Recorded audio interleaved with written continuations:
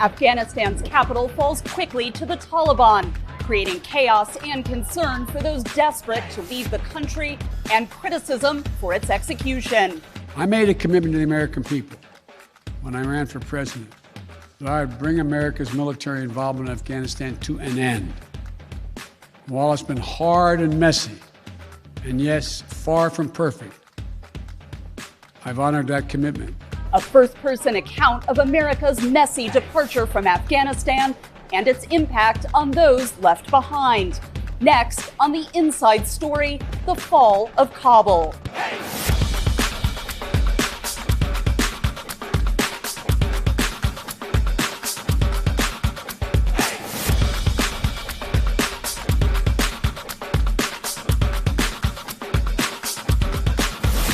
I'm Catherine Gibson, VOA's congressional correspondent. The fall of Afghanistan happened quicker than most U.S. officials anticipated and publicly stated.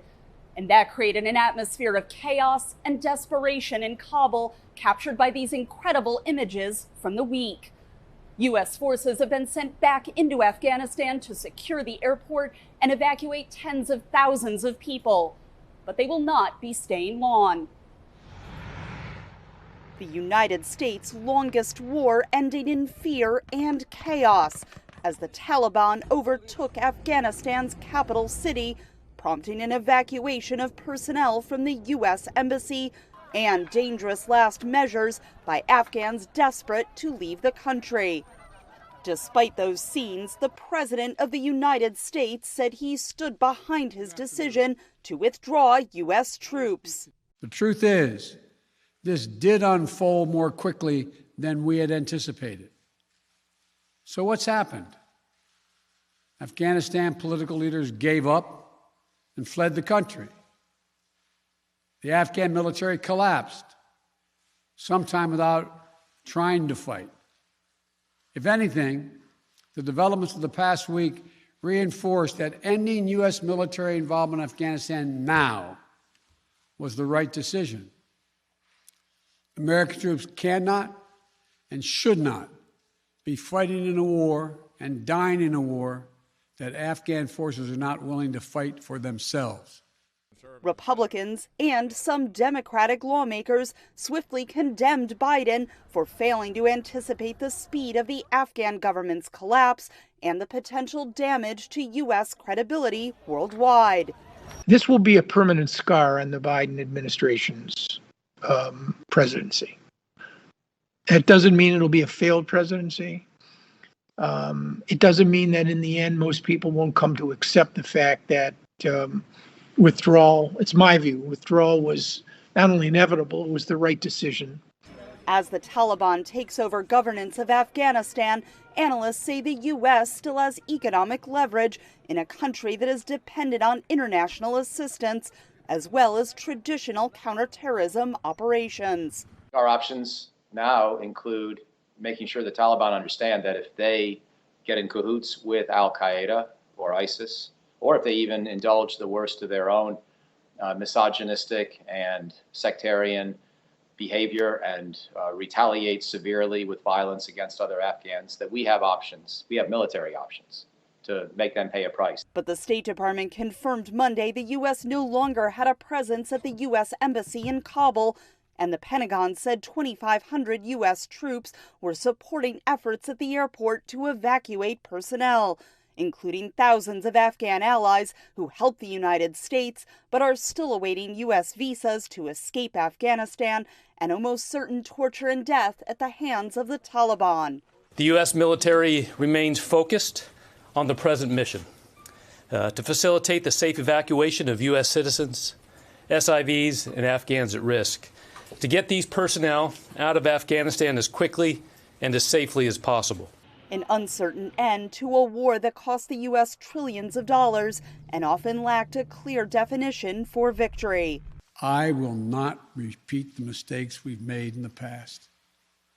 mistake of staying and fighting indefinitely in a conflict that is not in the national interest of the United States, of doubling down on a civil war in a foreign country, of attempting to remake a country through the endless military deployments of U.S. forces. Since 2001, 4 U.S. presidents, 2 Democrats and 2 Republicans, have struggled to end the influence of the Taliban in Afghanistan. Biden said he would not hand over the United States' longest ever conflict to a 5th commander-in-chief.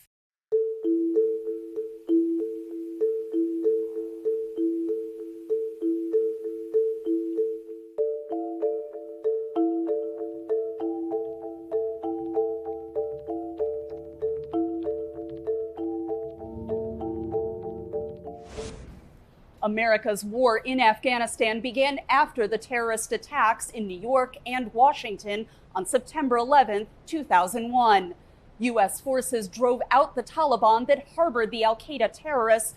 20 years later, U.S. troops are leaving, and the Taliban are back in power. What is America's legacy? Here is VOA's senior diplomatic correspondent, Cindy Sain. On September 11, 2001, al-Qaeda terrorists hijacked 4 American jetliners, crashing 2 into the World Trade Center in New York City, 1 into the Pentagon, and 1 into a Pennsylvania field. A total of 2,997 people were killed. Then U.S. President George W. Bush was quick to respond. I can hear you!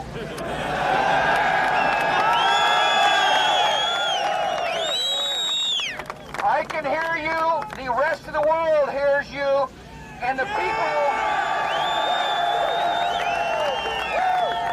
people who knocked these buildings down will hear all of us soon. Bush ordered the bombing of al-Qaeda training facilities in Afghanistan, and a combination of U.S. air power and Afghan tribal alliances ousted the Taliban regime within weeks. Kabul residents danced in the streets, and men shaved off their beards, which were then required by the Taliban. Bush decided to invade Iraq and to widen the mission in Afghanistan, seeking to rebuild the country in the model of an American-style democracy. U.S. troops and aid workers helped rebuild Afghanistan, focusing on empowering girls and women who were not allowed to attend school or work outside the home under Taliban rule. But the Taliban quickly regrouped and began their years of armed resistance, including suicide attacks on Afghan civilians. Some experts say the unclear U.S. goals from the start in Afghanistan may have been the original sin in America's 20-year involvement. President Bush at the time felt compelled to leave Afghanistan better than he found it. And while he certainly wouldn't call it nation building, was willing to engage in some degree of that in order to try and, again, make Afghanistan a better place than it was before. But his Secretary of Defense, Don Rumsfeld, absolutely wanted to just get the U.S. military out of Afghanistan as quickly as he possibly could. And that tension really had a lot of deleterious effects early on in the U.S. presence in Afghanistan that arguably the U.S. Mission there never recovered from. In 2009, then President Barack Obama surged troops and contractors into the country in his first term, pushing the U.S. presence to more than 100,000 before announcing a drawdown years later that left a force of about 1/10 of that size. For many of you, this will be your last tour in Afghanistan.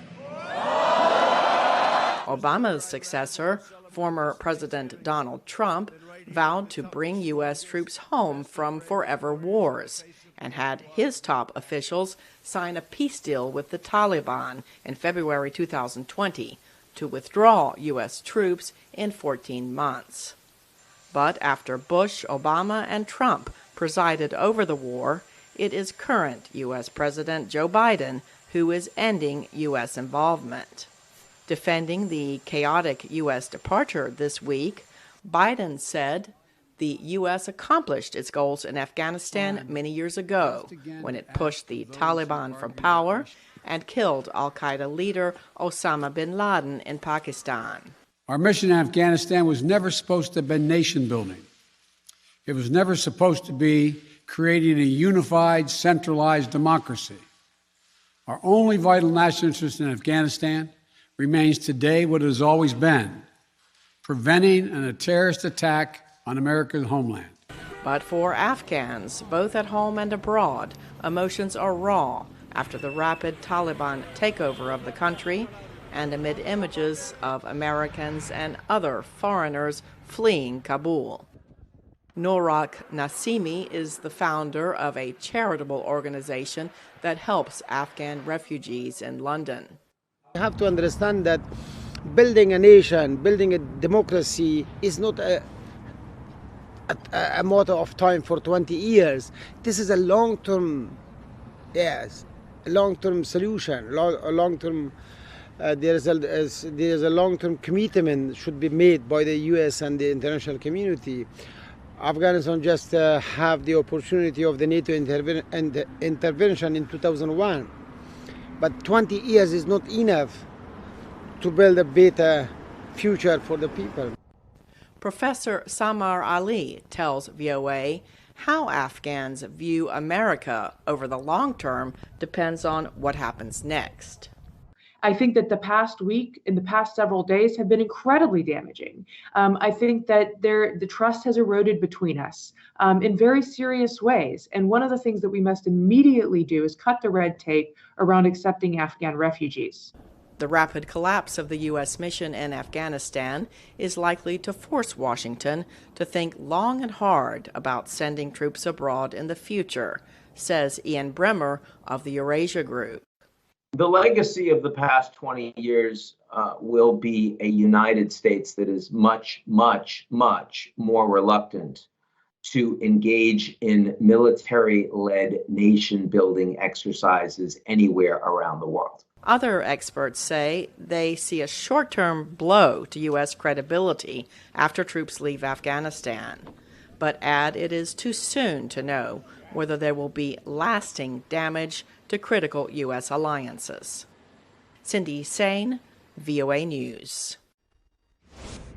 Criticism of President Biden from many in the U.S. Congress and elsewhere is because he was much more optimistic about the strength of the Afghan government and its forces ever since announcing the pullout.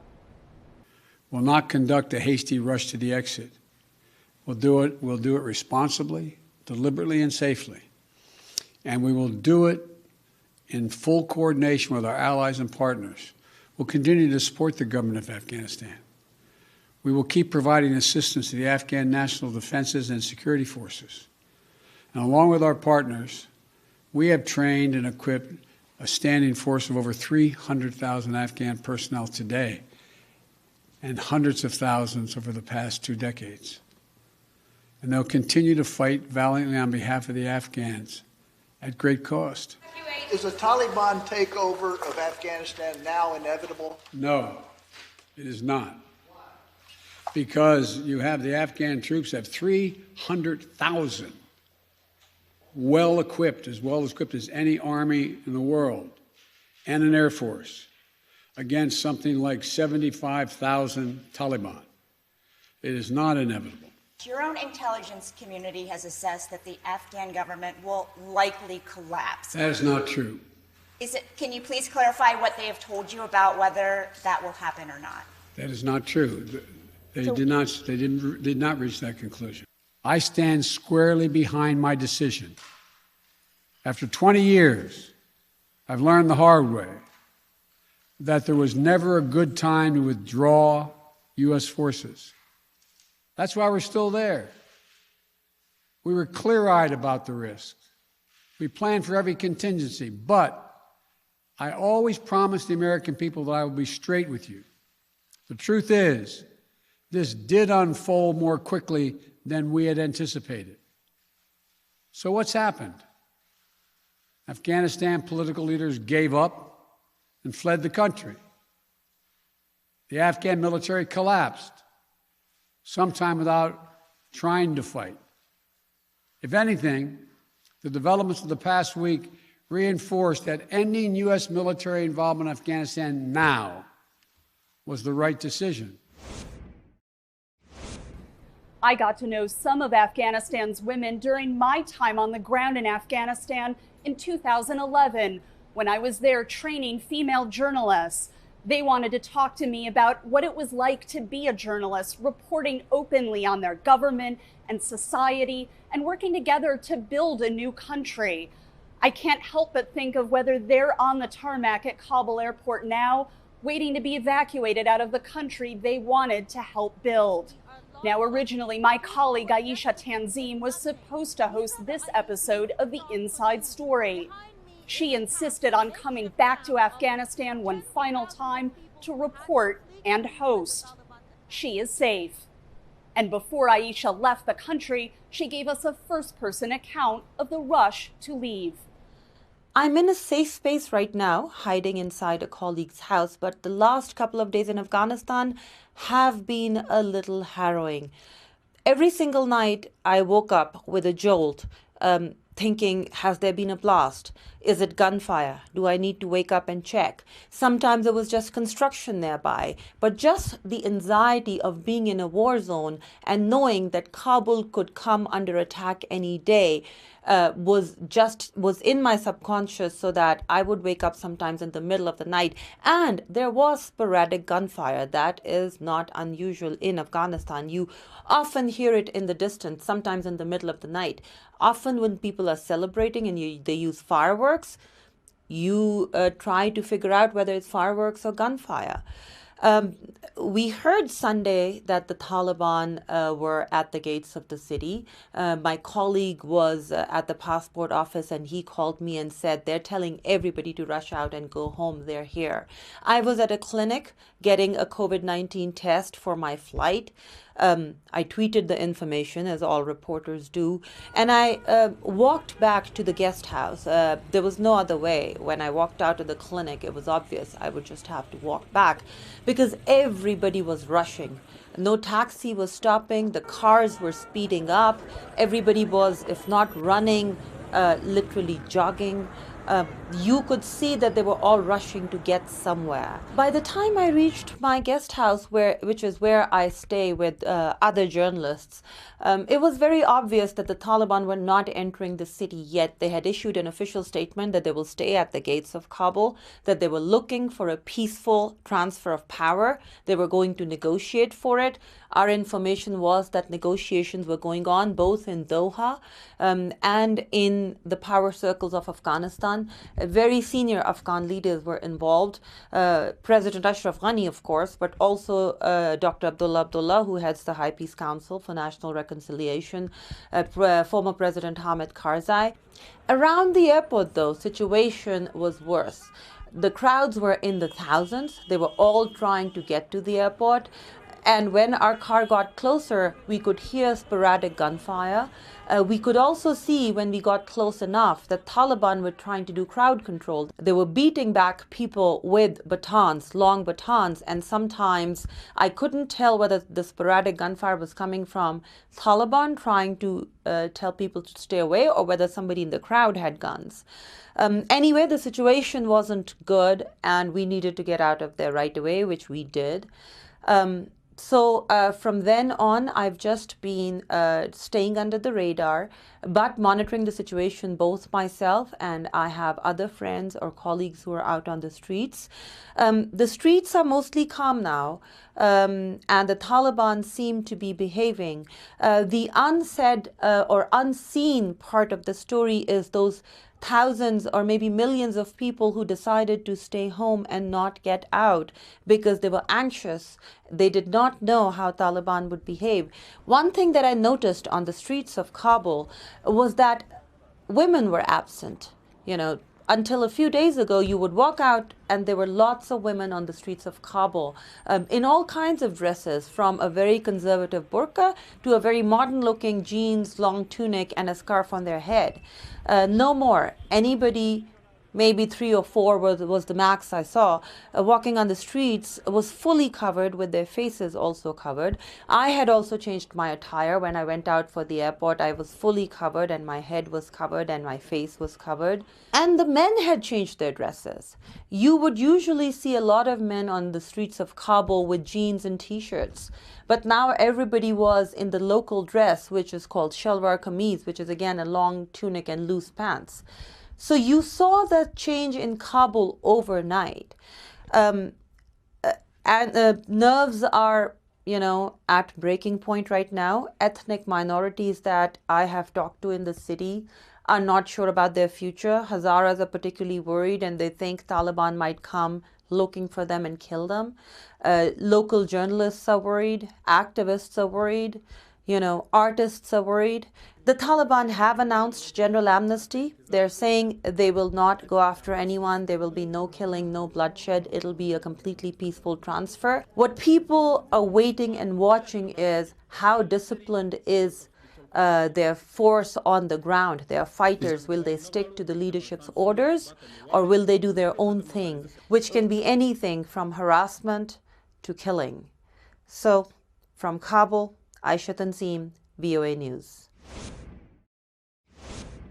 UN Secretary General Antonio Guterres warned the world is watching as he called on the Taliban to exercise utmost restraint to protect lives.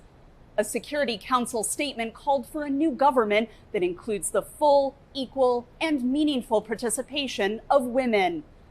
It is Afghan women and children who have borne the heaviest weight of the war and fear what is to come. We're just going to bring you these live and exclusive pictures here. The government of Afghanistan collapsed under the weight of the Taliban's shock and awe campaign. These images from Al Jazeera show militants in the presidential palace in Kabul. Afghan President Ashraf Ghani had already fled the country. Weeks of intense fighting pushed civilians from their homes. Most of them are women and children. 5 fleeing families found refuge in this small house. Among them are 3 widows and many orphans with nowhere else to go and for whom school is no longer an option. Displaced widow Guldastov says she lost her husband and 3 sons to the fighting. She tells VOA her grandchildren now provide for the family as trash collectors in Kabul. Look at these little kids. They're collecting paper and plastic from garbage. Is this work for little kids? What did Ashraf Ghani do for us? What did Karzai do? What did Taliban do for us? They widowed our girls. We've been here for months. No cooking, no meat, no good clothes or shoes. They're still trying to get medicine. With the Taliban firmly in control of Afghanistan, those bringing humanitarian aid face tough choices. We are aiming to be able to stay and deliver the assistance that is really critical right now, but also have contingency plans for if the situation continues to deteriorate, how we keep our staff, both national and internationals like myself, safe. Human rights workers worry most about Afghan girls who under Taliban rule were not allowed to go to school and women who could not go out in public without a full body covering and male escort. Taliban still have same attitude, same behavior, same philosophy for their own self, like that they have their own war. And it's really not possible, it is difficult for all people of Afghanistan, I'm sure, and particularly for women and the youth. A displaced man identifying himself as M. Omar tells VOA his family just wants a normal life. Taliban, you have mothers and sisters like us. The government too. You have families and mothers and sisters. For God's sake, stop the fighting. For the sake of the holy book, stop the fighting. If there is no war, we can go home and work to provide for our families. We left everything behind. These displaced Afghans say the Taliban set landmines around the homes they fled. They say their children lost limbs. With the Afghan government's collapse, these families' dreams of a life free from Taliban rule now seem as bleak as ever. Arash Arabasadi, VOA News. That's all for now. Keep up with the latest developments in Afghanistan and elsewhere at voanews.com. And stay connected on social media at VOA News on Instagram and Facebook. Follow me on Twitter at KGYP, that's KGYP. I'm Katherine Gibson. Come back next week for the Inside Story.